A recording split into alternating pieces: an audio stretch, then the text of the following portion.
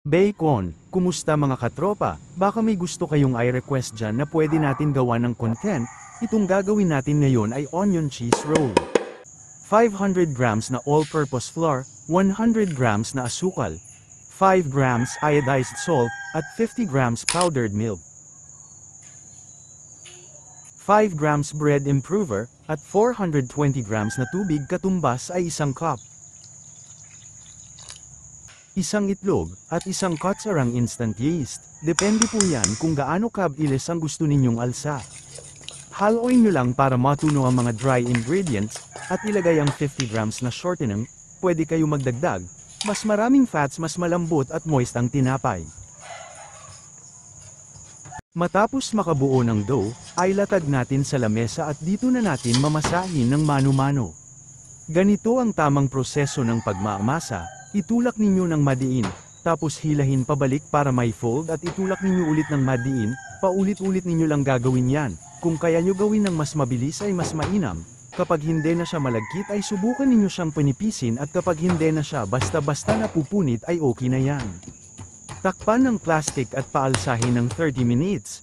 After 30 minutes ay puputulan natin ng 50 to 60 grams. Matuto kayong mag-costing para hindi kayo nalulugi. Dapat times 3 yan sa puhunan.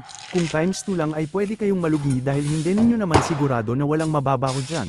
Isipin ninyo rin yung ibang gastos, bayad sa bahay kung kayo ay nagrerenta, bayad sa tubig, kuryente at konsumo sa gas. Para naman sa filling, magtadtad kayo ng dahon ng sibuyas at lagyan ng margarine o kaya ay butter. Kalkulahan lang ang paglalagay.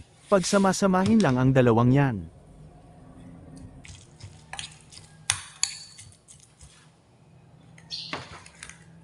Sa paglalagay ng filling dapat papalipadin natin ang dough gamit lang ang kamay. Kaya dapat muna natin paalsahin ang dough para hindi siya mahirap palapadin, na kahit kamay lang ang gamit ay hindi umuurong ang dough. Pwede kayo gumamit ng rolling pin o malinis na bote. Ang size ng molder ay number 6, matapos natin ilagay sa molder ay paalsahin ng 1 hour o higit pa, depende sa klima ng panahon. After 1 hour ay lalagyan natin ng toppings, dahil wala pala akong nabiling quick melt cheese ay magpapipe na lang ako ng cheese whiz.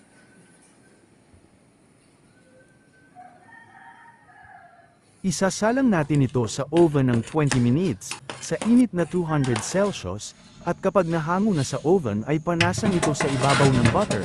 Dito na nagtatapos ang maigsing tutorial na ito, at sana mayroon kayong natutunan. Comment lang po kung mayroon kayong katanungan at mabilis nating sasagutin iya.